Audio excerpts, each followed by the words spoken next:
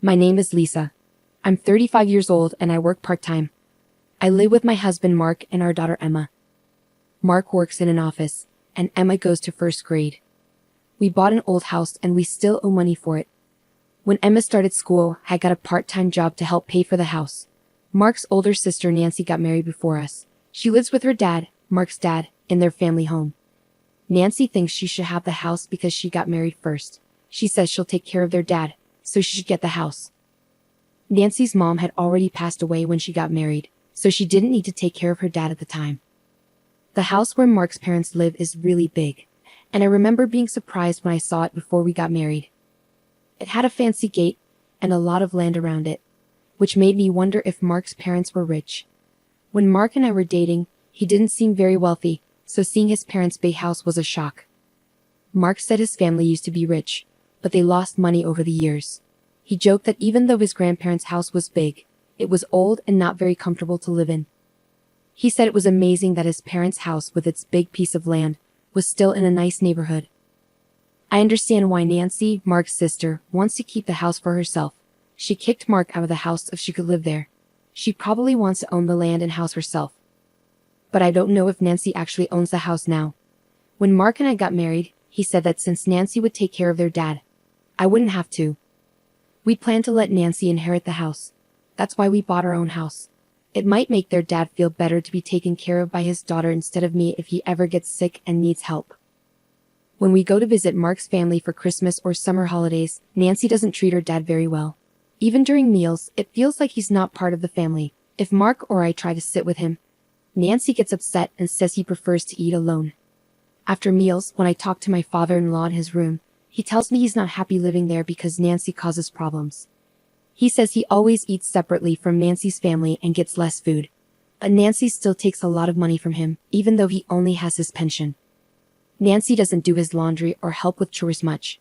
My father-in-law does most of the cleaning and gardening because Nancy ignores him. Even her husband and kids don't treat him well. When my father-in-law asked Nancy's husband for a ride to the horse race track, he got yelled at. Nancy's son, who's 10, is rude to my father-in-law, saying he smells and should stay in his room. It seems like my father-in-law doesn't remember ever holding his grandson, even though they've lived together since he was born. When my daughter visits, my father-in-law loves spending time with her. He tells her she's his only grandchild, sounding a bit lonely. Hearing this makes me feel sorry for him. Whenever we go to his house, my husband gets upset and tells Nancy to treat their dad better. But Nancy gets angry with my husband, accusing him of trying to take the house away from her. I won't let anyone take this house, my husband insists. It's worrying how much Nancy cares about the house. Then, my father-in-law had a fall at home. The house isn't set up for elderly people, and he tripped over a small step, breaking his right hand. Luckily, he didn't have any other injuries and didn't need to go to the hospital, but it's hard for him to do anything without his right hand. When we visited him, we were shocked to see how weak he'd become. Not only can he not use his right hand, but he can hardly move his feet and clearly needs help. But Nancy's family completely ignores him and doesn't take care of him. He can still manage to get to the bathroom by himself, but eating is really hard for him. My husband confronted my sister-in-law right away. "Why aren't you looking after Dad?" But she didn't seem to understand why he was upset and just laughed it off. A broken hand is no big deal. He can walk by himself, and he's not complaining. It seemed like my father-in-law, used to being ignored, couldn't stand up to my sister-in-law, and she probably knew it. My husband was even more angry. "Isn't it obvious we should take care of our parents?" When he said that, my sister-in-law smirked and said, "You can take care of Dad. I don't want an old man with hardly any money." I was furious at how my sister-in-law could talk about her own father like that. She even said, taking care of a father who only gets a small pension isn't worth it. Her words were so mean that I lost my temper and spoke up. "Fine, we'll take care of him. He won't heal properly if he stays here." My husband agreed, and we decided to take my father-in-law and leave his house right away. While we were packing up my father-in-law's things, my sister-in-law started saying we couldn't have the house just because we were taking care of Dad. She cared more about the house than her own father and didn't have much else to say.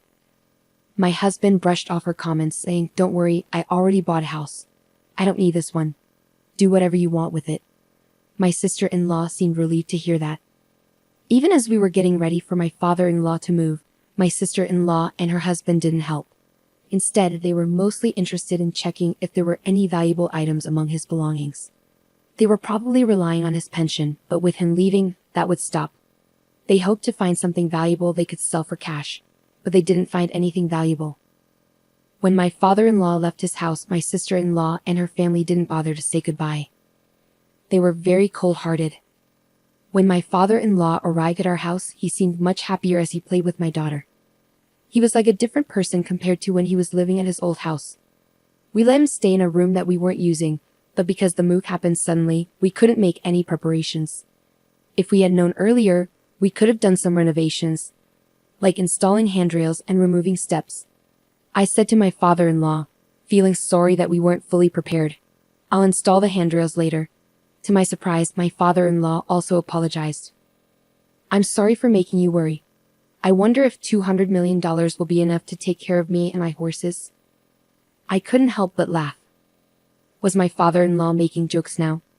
He seemed much happier since moving in with us. Horses? I chuckled, knowing it was unlikely. I'm not sure how much it costs to take care of horses, but taking care of you will probably cost more.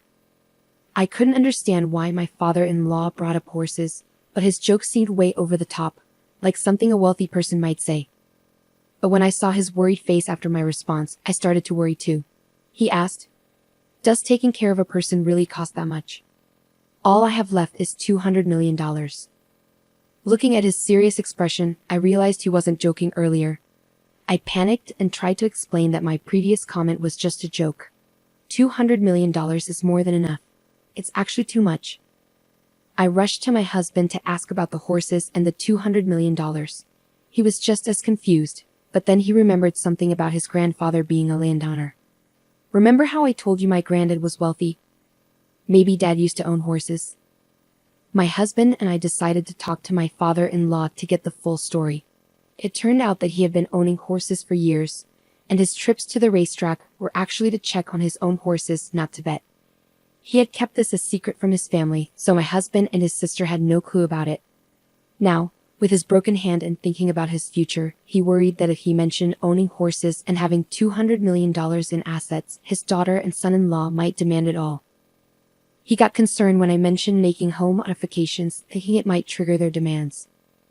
That's why he decided to tell me about his horse ownership and finances. Understanding the situation, my husband reassured his father, saying, "I'm not sure how much it costs to take care of horses. If you've got $200 million, you should be okay. We'll handle your caregiving expenses, so don't worry about it." His confident words reassured me too. After checking with the person who had always looked after the horses, we made sure there wouldn't be any issues, and we'd put the horse matter to rest. Now that I knew my father-in-law was quite wealthy, I started to see him in a different way. I couldn't help but think that his daughter, who had kicked him out despite his wealth, would regret it once she found out the truth. The idea of her regret brought me some satisfaction. Since my father-in-law moved in with us, our lives had changed. It was busy juggling my part-time job and taking care of him, but my husband helped, and we managed. Having my father-in-law at home brought a new companion for my daughter, and he seemed happier too. His walking had improved since he moved in, and even though we hadn't finished the home modifications yet, he could walk slowly with a cane. Although his broken hand hadn't healed yet, he was practicing eating with his left hand. In his old home, my father-in-law didn't move around much because his nephew would complain whenever he left his room. Even when he tried to go to the racetrack, his son-in-law would seem annoyed. This lack of activity might have contributed to his muscles weakening and his fall.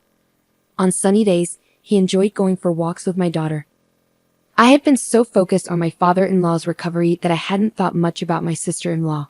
However, 3 months after my father-in-law moved in with us, my sister-in-law called in a panic. "Is Dad there? If he is, get him on the phone right away." But at that moment, my father-in-law was out for a walk with my husband and daughter. When I told her that, she got even angrier. "You knew, didn't you? You knew that house was rented. That's why you took Dad to cause problems for us." I was confused by what she said. She seemed to be suggesting that their house was rented, but she had always boasted that it was theirs. While it might still be in my father-in-law's name, calling it a rented house didn't add up. As I struggled to respond, my sister-in-law became even more upset. Some man claiming to be the landlord of our family home showed up, saying I'm behind on rent and that I need to either pay up or leave. I was even more confused when she mentioned the landlord of the in-laws' home. Shouldn't it be my father-in-law? Did he go to collect rent for my sister-in-law? Just then, my father-in-law returned, so I quickly explained the situation and had him answer my sister-in-law's call. With a hint of anger in his voice, my father-in-law spoke to the daughter who had driven him out of his own home. Weren't you told that the house was rented?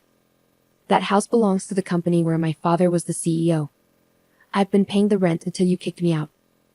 My father-in-law sounded distant, and my sister-in-law, sensing his anger, shouted from the phone, I haven't heard anything about this.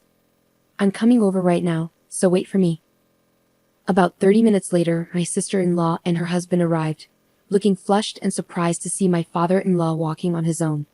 But there were bigger issues to address as my sister-in-law erupted once more. I thought the land and house belonged to you, Dad. Did you deceive me? My sister-in-law's husband asked. All that aside, can you please pay the rent? If you don't, we'll be kicked out of the house. My father-in-law laughed it off. Why should I pay rent for a house where I'm not living? After you guys kicked me out, don't you think that's a bit too much to ask? Unable to respond to my father-in-law's reasonable statement, my brother-in-law fell silent. This time, my sister-in-law began to speak. Dad, were you planning to make us struggle from the beginning? You seem far more energetic than when you were living with us, even though you pretended to be injured. To address my sister-in-law's strange accusation, I intervened. That's because he's been doing rehabilitation exercises every day, working on walking, and practicing using his injured hand for eating. My father-in-law chimed in, reinforcing my words. I actually think being kicked out by you guys was a blessing. Since I came to live with Mark, we all eat together, and I'm never made to feel like a nuisance. Upon hearing this, my sister-in-law and her husband fell silent, their jaws clenching shut. Then, right on cue, my daughter came and unwittingly revealed my father-in-law's true status. Grandpa, your horse is going to race in the next horse race, right? My father-in-law grinned and replied, yes, it'll be in this Sunday's race. Why don't we go watch it together? My daughter happily dashed off, but my sister-in-law and her husband seemed to grasp the significance of this. They hastily asked my father-in-law, Dad, do you own a horse? Are you a horse owner? My father-in-law replied, a smug look on his face. I stayed silent because I knew if I mentioned money, you'd try to take it. And I know talking about horse racing always makes your husband frown. With that, my father-in-law's previously cheerful demeanor turned serious. His intimidating expression sent shivers down my spine. And as he began to speak slowly, the tension in the room intensified. I no longer consider someone like you, who disrespects your own father, as my daughter. I knew you only moved in with me for the inheritance. Caught off guard by my father-in-law's stern words, my sister-in-law was visibly stunned. With the final blow, my father-in-law declared, You won't get a single cent of my inheritance.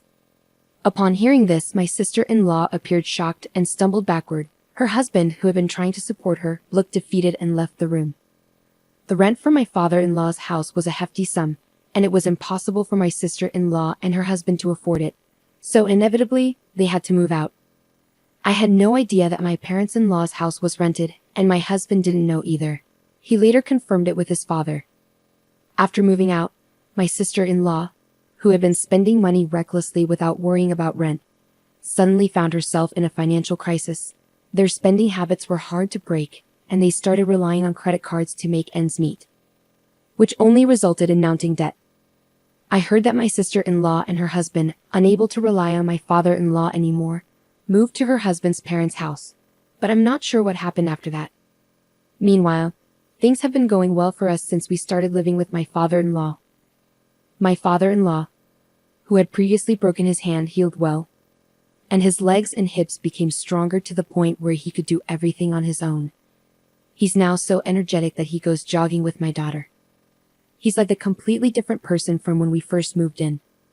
Since that incident, my father-in-law has been having discussions with my husband and thinking about the future, even drafting a will. I'm not sure what's in the will, but I assume he's arranged things so that his daughter won't inherit anything. What made me happiest was when my father-in-law paid off the remaining balance of our home loan. We still had nearly 20 years of payments left, but I'm grateful that he paid it off ahead of schedule. With the loan fully paid, my father-in-law is considering doing some renovations to our home to make it more accessible. He talks about his plans with a smile, but I don't want him to talk about becoming bedridden. I want him to stay healthy for as long as possible.